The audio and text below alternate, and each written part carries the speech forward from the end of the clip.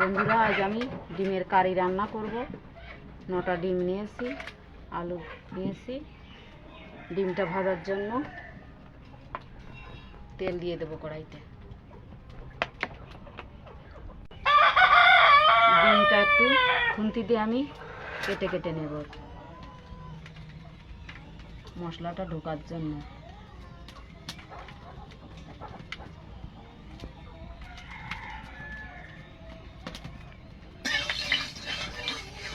তেলটা গরম হয়ে গেছে, এবার ডিমগুলো ভেজে নেব।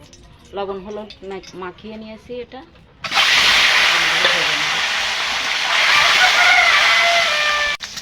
ডিমগুলো ভেজে নিয়েছি, হয়ে গেছে। এবার তুলে নেব ডিমগুলো। কড়াইতে তেল রয়েছে, আর একটু তেল দিয়ে দেবো।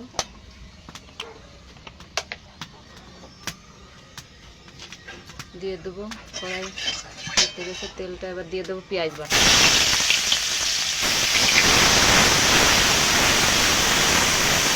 রসুন বাটা,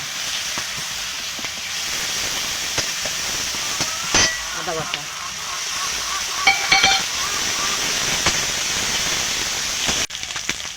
দিয়ে দেবো টমেটো কুচি,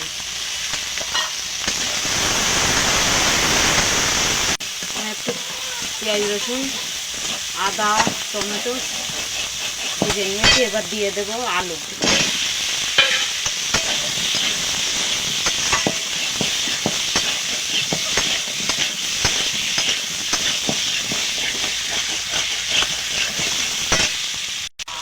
দিয়ে দেবো স্বাদ মতো লবণ,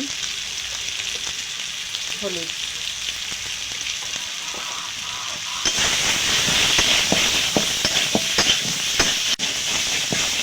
একটু ভালো করে কষিয়ে নেব।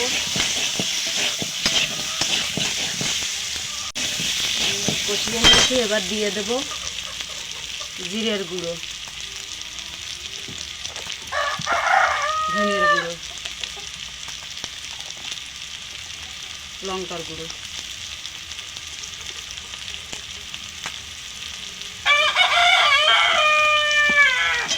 মশলাটা আর একটু ভালো করে কষিয়ে নেব। মশলাটা কষিয়ে নিয়েছে, এবার জল দিয়ে দেবো। জল দিয়ে দিয়েছি, এবার এটা ঢেকে ঢেকে রান্না করব।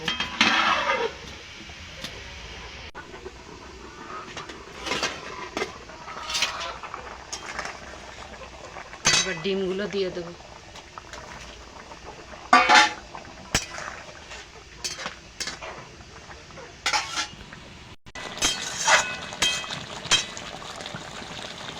রান্না প্রায় শেষের দিকে, ডিমের কারি। এবারে এতে একটু ঘি দিয়ে দেব, একটু ঘি দিয়ে দেব সামান্য। আর আমি এটা খোলায় গরম করে ভেজে নিয়েছি। জয়ফল 1 টুকরো দিয়েছি, আর জয়ত্রী 1 টুকরো, আর গরম মশলা। এটা আমি ভেজে শিলে গুঁড়ো করে নিয়েছি, এটা ছড়িয়ে দেব।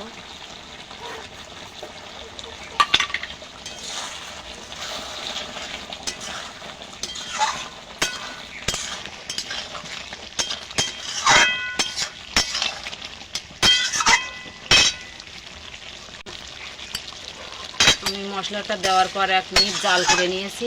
এবার হয়ে গেছে, এটা নামিয়ে দেব।